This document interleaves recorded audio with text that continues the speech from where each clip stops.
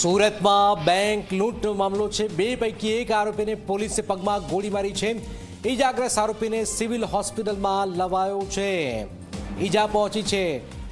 જે બેંક લૂંટી હતી 52 લાખની લૂંટની ઘટનાક્રમ આરોપીઓને યુપી દબોચી લેવાયા। આજે ઘટના સ્થળે લઈ જવાયા। ઘટનાનું રીકન્સ્ટ્રક્શન થઈ રહ્યું હતું। એ સમયે ભાગવાનો પ્રયત્ન કરે છે આરોપી। ત્યાર પછી પોલીસ ફાયરિંગ કરે છે, પગમાં ગોળી મારે છે। આપ જોઈ રહ્યા છો દ્રશ્યોની અંદર પગમાં ગોળી વાગે છે। પગમાં ગોળી વાગતા તાત્કાલિક એને હોસ્પિટલ લઈ જવાય છે। આરોપી જ્યાં દ્રશ્યો આપ જોઈ રહ્યા છો, બે પૈકી એક આરોપીને પોલીસે ગોળી મારી છે, પગમાં ગોળી વાગે છે, ભાગવાનો પ્રયત્ન કરી રહ્યો હતો। એ સમયે પગમાં ગોળી વાગે છે।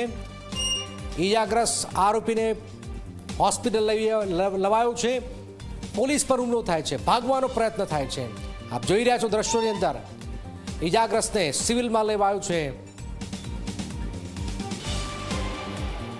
ચેતન અમારી સાથે જોડાઈ ગઈ। ચેતન, આ શખ્સને પગમાં ગોળી વાગી છે અને સિવિલમાં લવાયો છે વધુ સારવાર માટે, શું જાણકારી? ચેતન,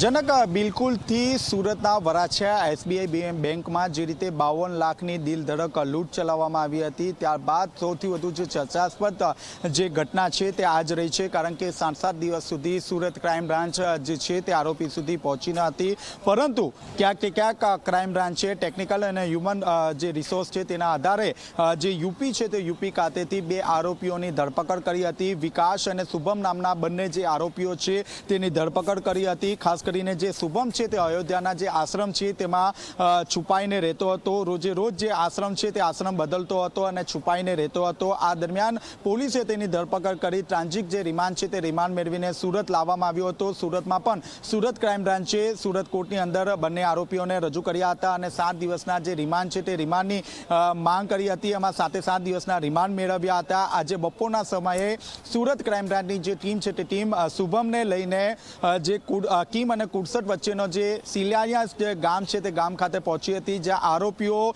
જ્યારે અહીં લૂંટ કરીને ભાગ્યા હતા ત્યારે જે બાઇક છે તે બાઇક આ જે ખેતર છે તે ખેતરમાં છોડીને ભાગ્યા હતા।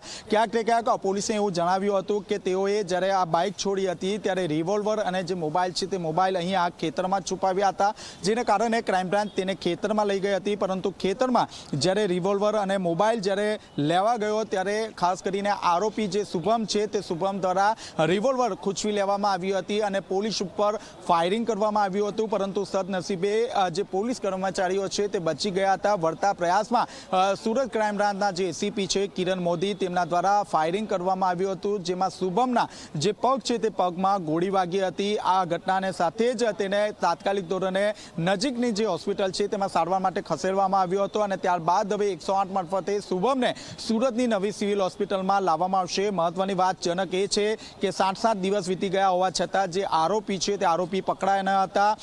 હજી પણ જે મુખ્ય જે આરોપી છે તે આરોપી હજી પણ પોલીસ ગિરફથી દૂર છે અને આખું જે નેટવર્ક છે, જે લૂંટનું જે તરખત છે તે જેલની અંદર બેઠા બેઠા બનાવવામાં આવ્યું હતું। આરોપીઓ દ્વારા અહીં સુરતના જે જહાંગીરપુરા વિસ્તાર છે અને સુરતના વેડ રોડ વિસ્તાર છે, આ બંને